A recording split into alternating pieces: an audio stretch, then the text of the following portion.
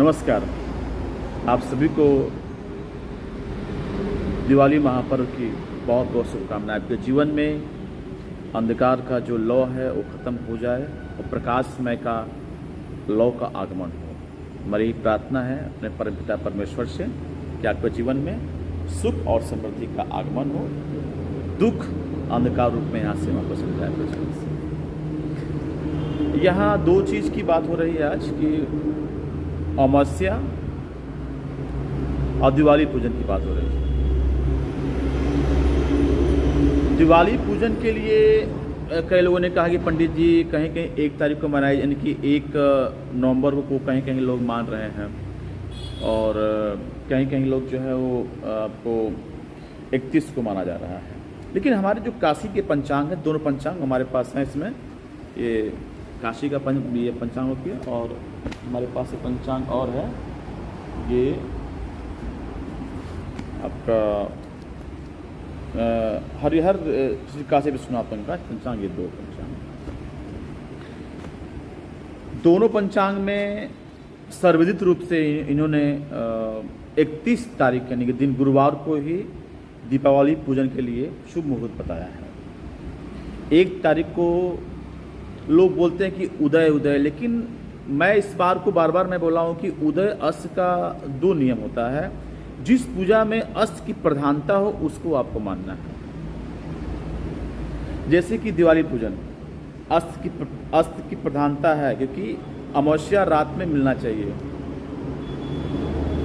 जो गणेश चौथ आती है चंद्रोदय रात में, तो कुछ ऐसे पर्व होते हैं जहाँ की हमको रात्रि का भी उसको ध्यान देना पड़ता है। तो सबसे बड़ी बात इसमें आपको यह ध्यान देने की बात है कि मैं आपसे बता रहा हूँ, इसमें कार्तिक कृष्ण पक्ष बुधवार को त्रयोदशी 1:05 तक, तब चतुर्दशी लग जाएगी और गुरुवार को 3:12 दोपहर में 3:12 दोपहर में आपको अमावस्या तिथि आपको लग रही है। तो अमावस्या 3:12 पर दोपहर में लग रही है, मतलब कि रात्रि में, संध्या काल में, गोधूली काल में हम निर्भीक होकर, बेहिचक होकर, आराम से, बिना कोई परेशानी के हम निर्भीक होकर दीपावली का पूजन करें। कोई इसमें समस्या नहीं है, क्योंकि साफ लिखा हुआ है कि प्रदोषे दीपावली लक्ष्मी कुबेरादि पूजा सायकाले दीपदान। क्योंकि दीप कब जलाएंगे आप? दीप भी जलेगा तो दीप कब जलेगा? सायकाल। तो रात्रि का महत्व है, तभी तो प्रकाश का महत्व रात्र में ज़्यादा होता है। दिन में तो सूर्य का महत्व है, रात्र में प्रकाश का महत्व होता है। तो प्रकाश, ये दिवाली प्रकाश का पर्व है। प्रकाश मतलब सिर्फ जलता हुआ प्रकाश नहीं, हम हमारे आंतरिकरण का भी हमारे एक प्रकाश। तो जो अंधकार रूप का जो प्रकाश है उसको हटे और एक सकारात्मक प्रकाश का हमारे अंदर उदय हो।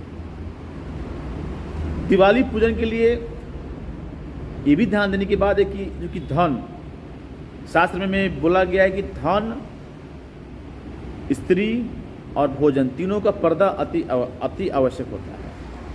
तो मान्यताओं के अनुसार पूजन का जो वृद्धि रहा है वो आपका सायंकाल का ही माना गया है। इसीलिए निर्भीक रूप से आप एकदम कोई भी प्रकार से मन में आप संशय मत कीजिए।